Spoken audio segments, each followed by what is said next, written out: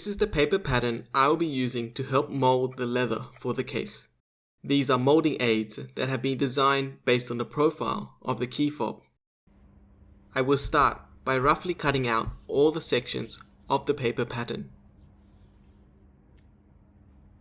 This is some thicker cardboard I will use to give the molding aid some strength. Glue and paste the mold pattern to the cardboard. Then, cut out the molding aids for the top and bottom sections. These are now ready to use for the wet molding. I will be using this piece of crocodile leather to make the case for the key fob. This is the back of the crocodile, which has rows of bones running down the middle of the spine. I want to use this bone section for the back of the case and this area with large scales for the front. I will start by dividing the crocodile hide into smaller pieces for the front and back of the case. This is vegetable tan kangaroo leather that I will be using to line the inside of the case. This leather will give the crocodile some strength to keep it in shape after molding. This piece here is around 1 mm thick. To prepare the leather for molding, lay the 2 exterior sections and 2 lining sections in a container and fill with room temperature water. Leave the leather to soak in the water for around 10 minutes. Remove the leather from the water and soak up any dripping with a paper towel. To protect the key fob from water damage, simply cover it with a layer of plastic wrap. I will begin the molding process by first applying the kangaroo lining to the key fob. Here the kangaroo is flesh side out with the grain side contacting the key fob. Slowly mold the leather around the key with your fingers.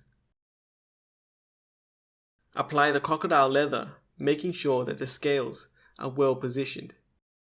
The back section is really important to line up correctly, as I want the 2 rows of bone running down the middle of the case. Use some clips to hold the leather in place. Then start trimming the edges. Put on the molding aids to the front and back and add some clips to secure it. Keep trimming all the excess leather and adding more clips. Position the clips evenly to cover the full perimeter of the mold. Let it sit like this for around 24 hours so the leather can dry out. Now it is time to remove all the clips and the molding aids. Carefully remove and separate each piece of leather from the key fob inside.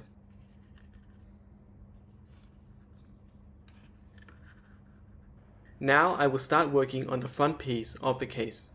I will use the molding aid to guide the cutting by marking the trimming lines on it. Then place it on the front piece and cut through the mold. Use a circular punch to help round off the corners of the design.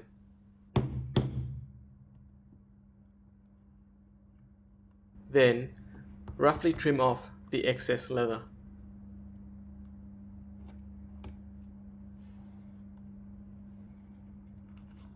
I will use the front section to mark the limits of the keyring tab onto the kangaroo lining.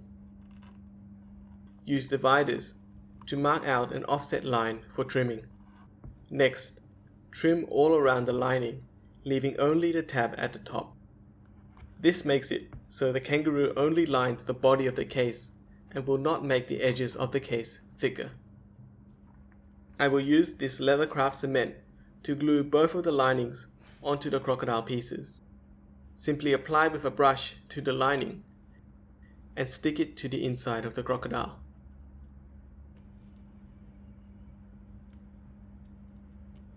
To make sure it is aligned well and completely bonded, I will reinsert the leather sections into the mold and apply clips like before.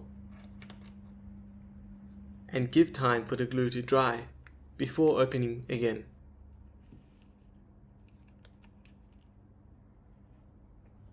This part of the pattern is to trace out the hole on the front side of the case. Simply glue the paper pattern to cardboard and cut it out. I will apply it to the inside of the case where the imprint of the key fob is clearer and trace it out with an awl.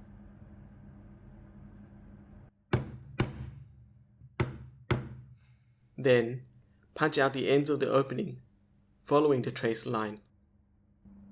Carefully cut out the remaining section in the middle and use sandpaper to smooth out the inside of the cutout. Apply a thin coat of edge paint.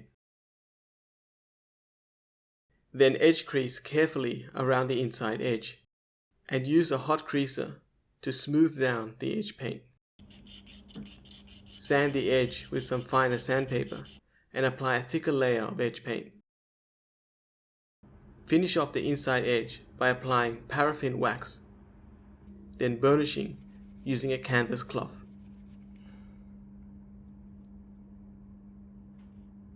I need to complete the top edges on the front and back of the case before I can glue and stitch them together. Trace a circular mark at the end of the tab and trim carefully with a knife. Sand down the top edges until they are smooth. Apply edge paint. Then apply paraffin wax and burnish with canvas until shiny. The top edges of the front and back pieces are now finished. Now I need to put in the stitching holes on the front piece before I can glue them together. I'll start by marking in an offset line around the front piece with dividers. Then, mark out the design of stitching holes lightly with a chisel to make sure all the holes will be evenly spaced. Punch through the marked stitching holes using a chisel.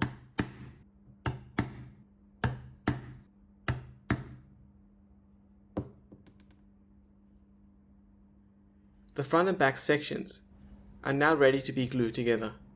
This time I will be using contact cement, so I will apply glue to both pieces and give it time to dry out. Insert the key fob again to help align the two pieces and stick them together carefully. Apply pressure on the edges to make sure they are fully bonded together. Carefully hole through the stitching holes to the back side of the case using a diamond awl. Any mistakes with hole alignment will make the stitching line on the back look messy. I will start the stitching with a back stitch on the first hole, then proceed to saddle stitch the rest of the border.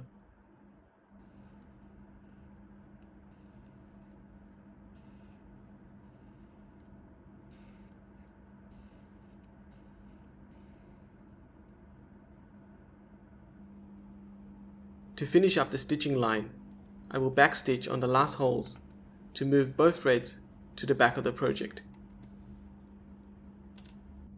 Then, cut the end of the threads, apply heat, and press down to hold them in place. To trim the edge, start first by marking in a trim line with dividers. Then carefully trim off the excess material. Next, sand the edge until it is smooth and apply a thin layer of edge paint. Then use a hot creaser to smooth down the paint. Keep sanding and then painting the edge until it is perfectly smooth. Finish up the edge by applying paraffin wax and melting it with a hot creaser. Then, buff it with some canvas cloth until polished. Punch holes through the top of the case to attach the key ring loop later.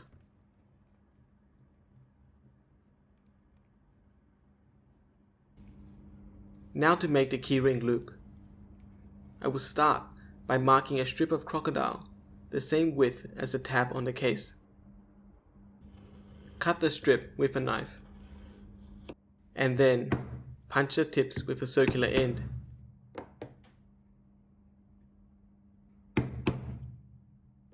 And put in holes for the Chicago screw.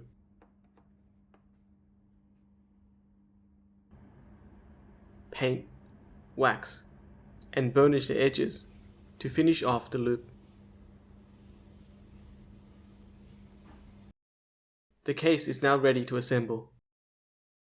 Insert the key fob and then install the loop and keyring using a Chicago screw onto the case.